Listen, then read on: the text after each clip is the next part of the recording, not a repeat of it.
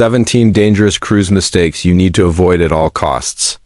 Asterisk before we begins, make sure to follow, like, and join for more chilling real cruises. Safe Tales asterisk. The cruise ship Horizon Star floated across the open water in a slow, silent glide, and to anyone watching from the shore it looked like a dream vacation drifting toward paradise, but beneath that glittering surface every careless choice and hidden mistake stirred like an unseen current waiting to pull someone under. And for one traveler named Adrian, the price of ignoring those dangers was about to rise in ways he never expected. Adrian had boarded the Horizon Star with the same bright hope as thousands of other passengers, believing that nothing truly bad could happen on such a massive vessel. After all, cruise ships were built like floating cities, complete with restaurants, theaters, and endless distractions. But what Adrian never realized was that a floating city could hold floating secrets too, and each day at sea revealed another sign that something was wrong, even if most passengers brushed it off as normal vacation chaos. His first mistake began before the ship even left port, when he rushed through the safety briefing, distracted and half listening to the muffled instructions drifting through the speakers. Thinking it was just a routine formality, he told himself he already knew how life jackets worked. He told himself he would never need the lifeboat number written on the sticker by his cabin door, but those who ignore the most basic rules at sea often learn the hard way that the ocean cares nothing for assumptions. The second mistake came hours later when Adrian explored the ship alone, wandering through restricted areas that were dimly lit and eerily quiet because he assumed a quick look at the back corridors would not hurt anyone. He moved past signs he should have obeyed and lingered in narrow hallways meant only for staff, and though he returned unharmed, he felt a cold heaviness in the air, as if the ship itself had taken notice of his presence where he did not belong. Other passengers made their own mistakes too, leaving drinks unattended, trusting strangers too quickly, leaning on balcony railings that were slick with ocean mist, and getting too close to areas where the ship crew worked with heavy machinery. Each decision, small on its own, became the threads of a larger tension weaving through the days to come. Adrian sensed it more on the second night when waves rocked the ship harder than usual, and the hallways filled with uneasy murmurs, passengers whispering about a family who had gone missing from their cabin, their luggage still neatly stacked, their beds untouched since morning. No one could explain it. Some said they must have disembarked early, but the ship had not stopped anywhere, so people invented their own theories the same way. Frightened minds grasp at shadows. The third mistake appeared in the form of misplaced trust when Adrian overheard a conversation between two staff members speaking in quiet, strained voices. He should have reported it, he should have walked away, but curiosity anchored him in place, and he listened long enough to hear them mention hidden hazards, mechanical faults unreported incidents, things the captain did not want the public to know. Adrian felt a shiver crawl across his skin, because secrets hidden on land usually stay still, but secrets on a ship move like the tide slipping through every corridor. On day 3, he met Claire, a traveler who seemed calm but always scanning the crowd as if searching for something or someone.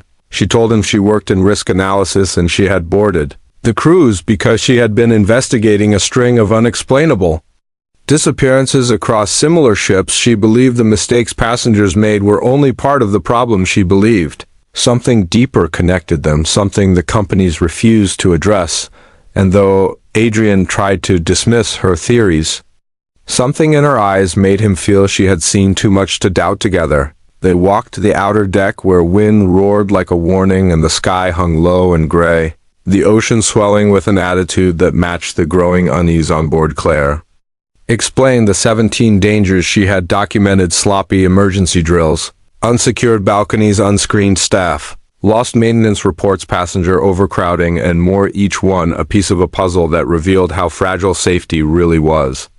At sea, the fourth mistake Adrian made was ignoring his instincts. When he noticed a man following them through multiple levels of the ship, he assumed it was coincidence. He assumed he was overthinking, but by nightfall, when he passed a dark window and saw the man standing still watching him with cold, expressionless eyes, he realized the danger was no longer theoretical, and the Horizon Star was becoming a labyrinth where the wrong turn could erase someone from the manifest without anyone noticing. Waves hit the hull harder that night, rattling the entire vessel in alarms.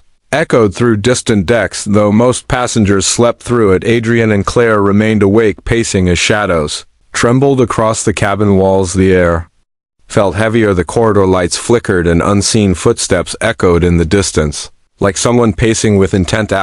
By morning, the captain finally made an announcement, claiming there had been a minor technical issue during the night, but everything was under control. Yet Adrian had already learned enough to know that any message claiming all was well was simply a polished cover over deepening cracks, and those cracks widened the moment they discovered an unattended maintenance panel left open at the foot of the stairwell. Wires, exposed circuits humming dangerously, one spark away from a disaster. Mistake 5 belonged to the ship crew who failed to lock down the area. Mistake 6 belonged to passengers who crowded near it, snapping pictures instead of moving to safety. This strange behavior convinced Adrian that danger did not always look like an explosion or a storm. Sometimes danger was a collection of small, careless acts building on top of one another until they toppled like a domino chain. As the day advanced, passengers began to vanish from common areas, leaving behind drinks, half-sipped beach towels, abandoned by the pool bags resting next to empty chairs. No one had seen who walked away with them, but whispers spread quickly and fear seeped through the ship in waves stronger than the ocean outside. Some believed it was a coordinated robbery, others suspected something darker, a hidden crew operation, maybe even a criminal network slipping through the decks.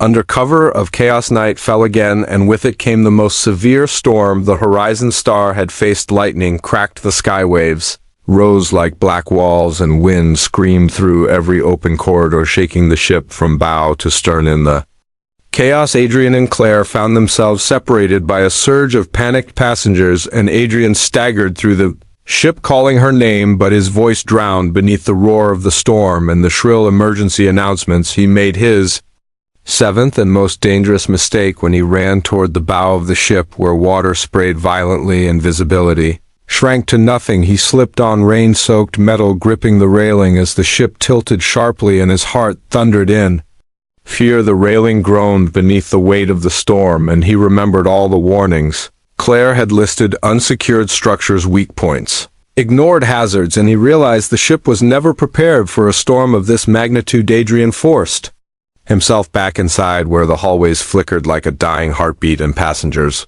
rushed past him in frantic disarray. He searched for Claire, desperate and determined, until he reached the lower service decks, the same areas he had wandered into days before. Only now they buzzed with tension, crew members whispering frantically, unlocking storage rooms, rushing equipment through the corridors, still trying to hide the truth. Even as the ship fought to stay upright, finally he found Claire leaning against a bulkhead, breathing heavily but alive. She told him the storm had uncovered something the crew had tried to keep hidden, a structural fault deep within the hull that matched the pattern she had been investigating across other ships.